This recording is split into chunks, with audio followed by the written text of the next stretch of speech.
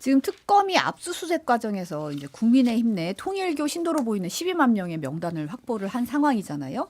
국민의힘 총원석 원내대표가 우리 당원이 500만 명 가까이 되니까 전체 국민의 10%가량인데 어느 명단이든 120만 명쯤 가져오면 10% 정도는 우리 당원 명부에 있을 가능성이 통계학적으로 맞는 거다. 이렇게 주장해서 이게 논란이 되고 있어요. 이 발언 어떻게 보십니까? 통계를 안 배웠거나 의도적으로 유리하게 이제 갖다 붙이는 것 같은데 일단 이 여기에서 나오는 수치 중에 맞는 게 제가 보기엔 하나도 없다. 그러니까 일단은 당원이 500만 명이라고 뭐 민주당도 그렇고 주장을 하는데 정말로 500만 명이 맞을까? 그러니까 싸이월드가 휴면 계정 1000만 개라고 우리가 전국이 전 세계 1등이라고 주장하는 거랑 비슷한 거예요. 그러니까 이게 휴면 계정과 계정도 활성화된 계정이 있잖아요. 마찬가지로 당원도 뭐 옛날에 뭐 가입을 했을지 모른지언정 지금의 국민의힘 당원은 지난번 최근에 당대표 선거 치를 때 74만 명, 그러니까 한 70만 명에서 80만 명 책임 당원으로 보는 게 합당하죠. 그러니까 그게 이제 합당할 것 같고, 그러니까 이제 이게 통계적으로 사실은 통일교 신도가 120만 명이라는 것도 솔직히 말이 안 됩니다. 그들의 주장이잖아요. 작년에 이제 한국리서치가 종교 여론조사를 했어요.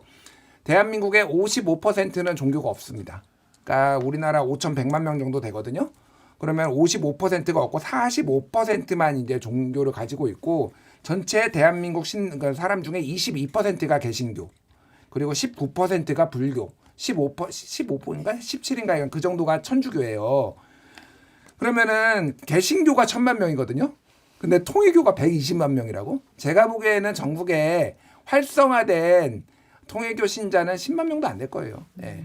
그래서 12만 명이라는 것도 조금 이거는 부풀려졌다. 제가 보기에는. 예. 이거는 그리고 옛날에 이제 들어온 뭐 이렇게 통일교였다가 통일교가 빠져나간 사람까지 있는 것 같고, 제가 보기에는 한 3만 명, 10,000명에서 3만 명, 한 3, 4만 명 이 정도가 지금 그 특정 시기에 들어온 게 아닌가, 활동을 하고 있는가 이런 것 같아요. 그래서 어쨌든 맞는 거는 하나도 없는 것 같고, 얼마나 여기에서 핵심적인 거는 그거예요. 그러니까 이게 몇 명이냐 아니냐가 중요한 게 아니라 우리나라는 헌법에 정교 분리가 되어 있는데 통일교에서 여기를 밀어넣는데 그 밀어넣은 거를 국민의힘의 요청이나 묵인 아래 된 거고, 그러면 이거는 심각한 문제, 법 위반이고, 이게 특검에서 나오면은 뭐 직접적이 아닐 수 있어도 위헌정당 해산 심판에 사유가 될 수도 있다. 예, 종교 분리를 지키지 않고 종교와 결탁해서 당원들을 대거 끌어들인 거, 이거는 심각한 문제죠. 예. 지금 말씀하신 것처럼 여기에 나오는 숫자들이 다 과장돼 있습니다. 우리 당의 당원이 500만 명이라는 것, 또 통일교 인구가 120만 명이라는 것, 그중에 그 교집합을 찾으니까 11만 명이라는 것 다 과장돼 있는데, 통계적으로는 그러니까 아주 그 모든 가정을 제외하고 숫자로만 나타나는 통계로는 11만 명 수준이 될 수 있다는 건 맞는 거예요. 4,440만 명 정도가 국내 유권자인데 만 18세 이상, 그중에 120만 명 통일교 그 인구 비중을 따지면 2.75% 정도 돼요. 근데 500만 명의 우리 당원이라고 하면 2.75를 더하면 13만 5천 명인가 나올 겁니다. 그러니까 그 숫자는 맞아요. 근데 여기에 이런 얘기를 하는 거죠. 그런데 통일교라는 특수성을 가진 사람들만 놓고 보면 또 다를 수 있다. 이렇게 얘기를 하는데, 여하튼 숫자로만 나타나는 거는 우리 지도부에서 설명하는 건 통계적으로 맞는 설명이죠. 11만 명이라니까 굉장히 많은 것 같지만 실제로 이때 당시에 논란이 됐었던 때 우리 당원이 증가한 게 16만 명인데 그중에 지금 의심되는 사람은 3,500명 정도로 얘기가 되고 있단 말이에요. 그러니까 이걸 지금 그 특검 측에서 지나치게 언론 플레이를 하고 있다는 그 인상을 지울 수가 없고요. 아까 통일교 인구 120만 명이라고 명단을 가져왔다고 했잖아요. 특검에서. 그런데 문형진 통일교 세계회장이 2011년에 인터뷰를 통해서 국내 통일교 신도는 한 달에 2번 이상 예배를 하고 헌금을 내는 사람 19,000명이라고 본인이 얘기했습니다. 그리고 실제로 아무리 그 많은 통일교 인구를 이렇게 평가한다고 하더라도 최대 10만 명 넘지 못하거든요. 그 사람들이 우리 당의 책임당원 한 80만 명 되는 책임당원 속에서 얼마나 정치적 영향력을 행사할 수 있었는지, 이 부분과 관련해서 특검이 그 국민들이 믿을 만한, 그러니까 설득력 있는 그 근거를 제시하지 않고는 아까 얘기하신 무슨 위헌정당 소송이라든가 뭐 정교 분리라든가 이것에 대해까지 확산되기는 어려운 얘기예요. 볼프강님이 통계학의 새로운 지평을 연 송원석 원내대표에게 박수를이라고 하셨는데 송원석 대표 참고로 뉴욕 주립대 경제학 박사 출신입니다. 네. 근데 이제 홍준표 전 대구시장이 SNS에 통일교 11만, 신천지 10만, 정광훈 세력까지 합치면 국민의힘은 유사종교 집단 교주들에게 지배당한 정당이나 다름이 없다. 사이비 정치 세력들을 척결하지 않고는 아무리 야당 탈압이라고 떠들어 본들 국민들이 동조하지 않는다고 일가를 했습니다. 내가 왜 30년 봉직한 그 당에서 나왔겠는가라고 했는데. 그러니까 이제 이 숫자들에 너무 집착할 필요는 없는데 홍준표 시장이 맞는 얘기를 한 거예요. 그러니까 신천지 논란은요 2000년대 초반부터 있었어요. 그래가지고 2012년에 한 3만 명이 들어왔네 안 들어왔네 이런 기사들이 다 나면 그때 이제 막 논란 폭로가 있고 막 기사들이 있습니다. 게다가 이제 통일교가 몇 만인지는 모르겠어요. 11만인지 12만인지 아니면 그거보다 적은. 근데 적은 숫자가 아니에요. 그러니까 왜 그러냐면은 이번에 국민의힘에 이게 투표율이 이제 45% 정도 됐고요. 40만 명이 투표했거든요. 이 중에서 신천지하고 통일교가 이거보다 훨씬 적다고 하더라도 한 5만에서 10만 가까이 될 거예요. 그러면 이게 맞다면은 그러면은 이거는 당락을 가르는 거예요. 그러니까 이게 지금 조직적으로 움직였는지 안 움직였는지 우리가 모르죠. 근데 영향을 줄 수 있단 말이에요. 그러니까 뭐 그러니까 통일교가 3만 명, 5만 명이라고 하더라도 이거는 5% 내면은요, 이거는 뒤집는 거예요. 그러니까 한쪽으로 이게 다 쏠리면은. 그러니까 이게 정당 정치를 함에 있어서 이거는 심각한 문제다. 그러니까 국민의힘은 어쨌든 뭐 지금 위기기는 하지만은 진짜 앞으로는 이런 거 다 절연하고 앞으로는 이렇게 안 하면은 영원히 이런 정교 분리를 안 하고 특정 정치 세력 그것도 이단이나 사이비로 지탄받는 일컬어지는 이런 종교 세력에 휘둘리는 정당이다 이렇게 꼬리표가 붙을 수밖에 없습니다. 네.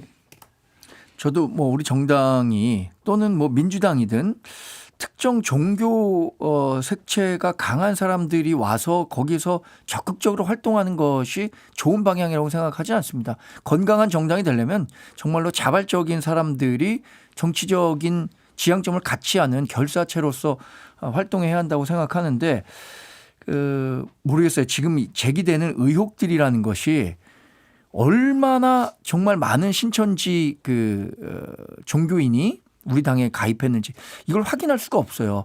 아시겠지만 민주당이든 우리 당이든 모든 정당이 입당 원서를 받을 때 해당 자의 종교에 대해서 물어보지 않습니다. 입당 원서에 종교와 관련해서 아무런 표시가 없어요. 그래서 그 사람이 어떤 그 종교적 배경을 갖고 있는지 알 수가 없거든요.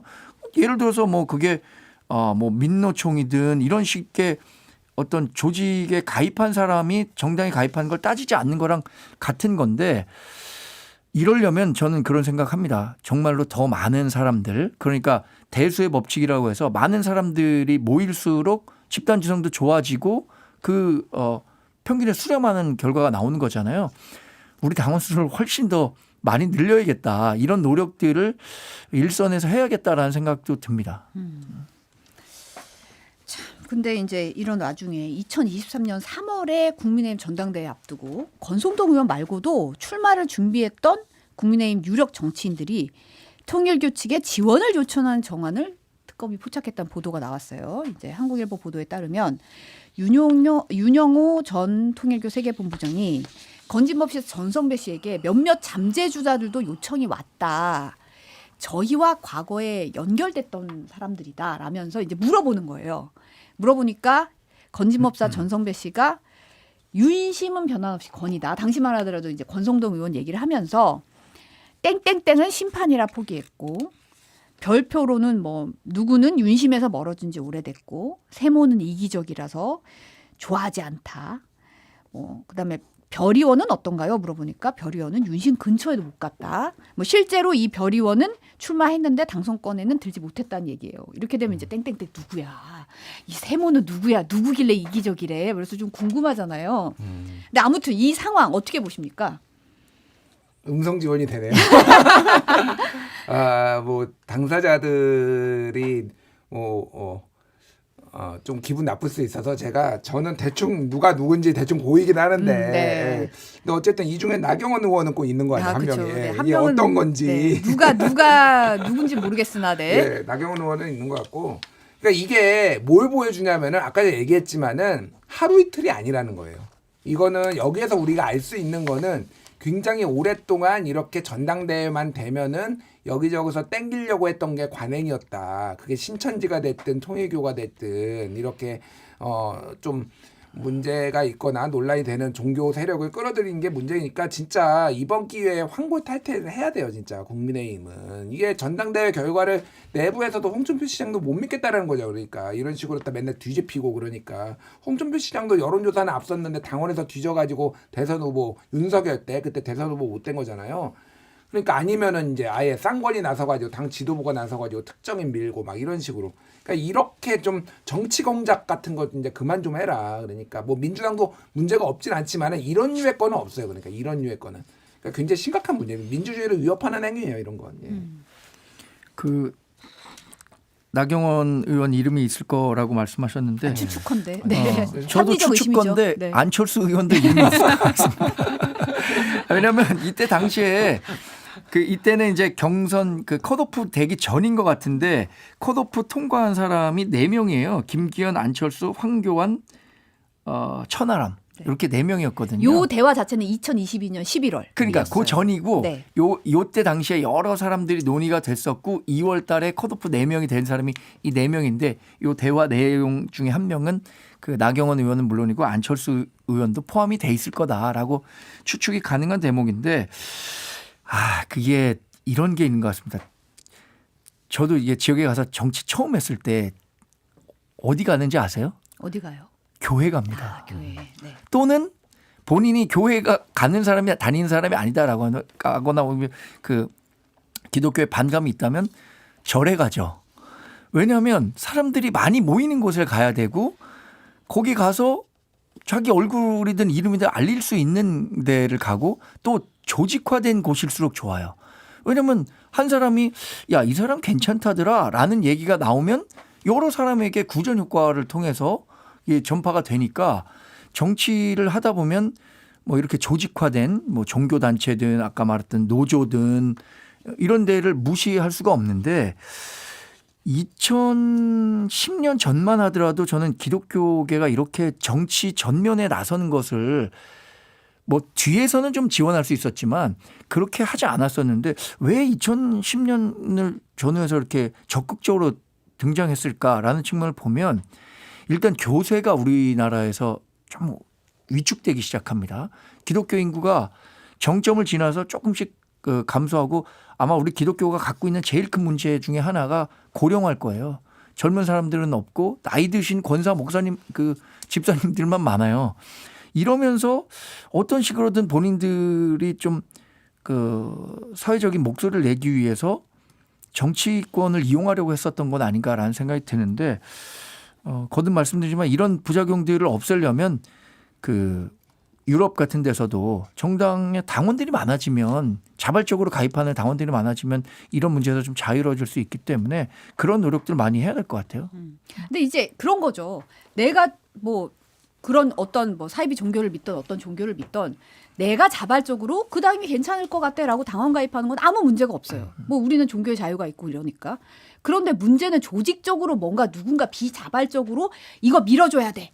라는 정황이 있었냐 없었냐가 가장 큰 관건이고 사실은 이 전당대회가 실제 당대표가 된 김기현 의원이 당시의 지지율이 상당히 작았는데도 불구하고 결국은 당대표가 됐잖아요. 그 과정에서 여러 가지 얘기가 있었는데 여기에 더 하나 더해서 뭔가 조직적으로 뭔가 지원을 하고 이게 굉장히 뭔가 개입을 해서 밀어줬다? 큰 문제잖아요. 민주주의에 있어서. 근데 저는 거기에는 동의할 수가 없는 게 그게 예를 들어서 그러면 통일교라는 그런 특정 종교 집단이 들어와서 그 여론이 확산됐다 이건데 그때 저 언론사에 있었지만 그때는 윤석열 대통령의 힘이 굉장히 막강했어요. 그죠? 대통령 된 다음에 초대 당대표를 뽑는 선거였고 그때 당시에 현역 의원들이 벌써 초선 의원들이 연판장 돌려갖고 나경원 못 나오게 다 막았던 거잖아요.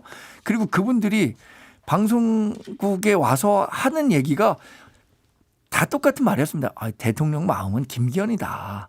이런 식으로 다 얘기를 하고 그게 그때 당시 그거 몰랐던 사람 있나요? 그래서 지금 통일교가 여론이 확산되는데 일정 정도 기여를 했을 것이다라고 하는 것은 사안이 지난 다음에 그것에 대해서 좀 침소봉대하는 성격이 강하다고 보고 당시의 정치적 상황을 알았던 사람은 어떻게 당시에 대통령이 김기현 그 후보를 적극적으로 도왔다. 이게 뭐 당무 개입과는 별도로 그렇게 얘기했었기 때문에 그걸 뭐 통일교가 개입했기 때문에 여론이 확산됐다라는 데 대해서는 제가 동의하기 어렵습니다. 그러니까 이게 짧게 얘기하면은 뭐 통일교 때문에 붙었다라고 보지 않아요. 말씀하신 대로 대놓고 아무 말도 하지 않으면 아무 일도 일어나지 않는다. 초선 의원들이 연판 한 장 돌려서 나경원 누르고 안철수 뭐 저격하고 막 이런 일들이 있었으니까 그냥 국민의힘 또 어떤 지지자들의 특성이 좀 더 권위에 좀 복종하는 약간 이런 것도 있어요. 그러니까 대통령이 저 정도 하면은 밀어주자 뭐 이런 것도 있었습니다. 그러니까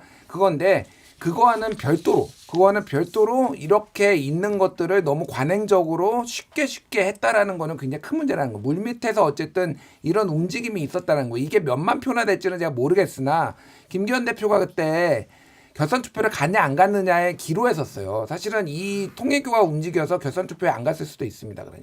그러면 이제 안철수 천하람 이 순서대로 나왔잖아요. 그러니까 이거는 뭐 당락의 결정적이었다라고 보기는 힘들어요. 제가 보기에는. 하지만은 이 관행을 그럼 계속 가져갈 것이냐에 대해서 좀 질문을 던지는 거죠. 그러니까 국민의힘에. 예.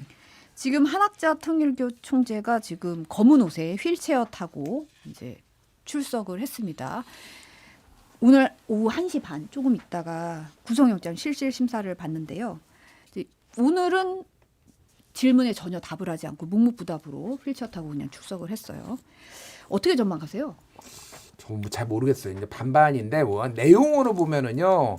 지금 어쨌든 권성동 의원이 받은 돈에 대해서 부인을 하면서 세뱃돈을 줬다. 뭐 이게 이제 말이 되느냐 그 생각이 들어요. 그러니까 봉투 쇼핑백에다가 세뱃돈을 줬다? 저는 이게 뭐 상상도 안 되죠. 그러니까 이게 전체적으로 보면은 구속 가능성이 매우 높은데 하나는 고령이고 하나는 어쨌든 종교인에 대한 뭐 이런 탄압이다 이런 게 미국에서도 워낙 민감하게 그리고 제가 예전에 한번 말씀드렸지만은 통일교와 트럼프의 어떤 인연 커넥션이 만만치 않거든요. 통일교 행사 때마다 3번을 출연을 했어요. 트럼프가. 예, 3번을 출연 영상으로 축하 편지하면서 3번 그러니까 한 번 나갈 때마다 11억씩 33억을 받았거든요. 그러니까 이게 만만치 않은 그러니까 그런 거를 고려를 하면 안 되지만은 판사도 좀 여러 고민이 되겠다. 게다가 고령인 것까지 하면은 좀 안 될 가능성을 배제할 수는 없겠다. 구속이. 일반적이면은 됐을 것 같은데 좀 잘 모르겠습니다. 지금 상황은. 네. 김준일 평론가는 50대 50이라고 말씀하셨습니다. 전 방송에서도. 저는 전 방송에서 60대 40이라고 얘기했는데 네. 60이 구속 가능성이 있다고 봤어요. 왜냐하면 특검이 청구한 구속영장에 대해서 법원이 상대적으로 좀 관대하게 발급을 했고 지금 이 정치자금법과 관련해서 구속영장이 청구된 2사람 모두 구속된 상태예요. 윤영호 세계본부장도 구속됐고 권성동 의원도 구속된 상태이기 때문에 이 윗선인 한학자 총재에 대해서도 특검이 수사를 한 과정에서는 분명히 윤영호 전 세계본부장의 독단적인 의사결정은 아니었다라고 확신할 수 있는 증거를 법원에 제출했을 것 같다는 생각 때문에 6대 4라고 예상을 했는데 나머지 그럼 40%는 왜 그러냐. 이게 정치자금법은 쌍벌죄고 자금을 공유한 사람도 그 죄를 받긴 하는데 이게 그러면 지금 고령의 한학자 총재에 대해서 지금 당장 구속해 갖고 재판을 받게 해야 되는지에 대한 판단은 법원이 할 수 있다고 생각하거든요. 도주나 증거인멸의 우려도 없다면 구속 수사보다 지금 불구속 수사가 원칙이잖아요. 공판 중심주의가 자리 잡으면서 그래서 그 구속 안 될 가능성도 저는 40% 정도 본 겁니다. 60%를 좀 높게 본 거는 하여튼 특검이 청구한 것에 대해서 법원이 어쨌든 뭐 국민 여론이라는 것을 감안하면 안 되겠지만 감안할 수밖에 없는 상황이 연출되고 있거든요. 그래서 상대적으로 좀 높은 60%의 구속 가능성을 봤습니다. 결국 이제 증거 인멸의 가능성이 좀 관건이 될 것 같아요.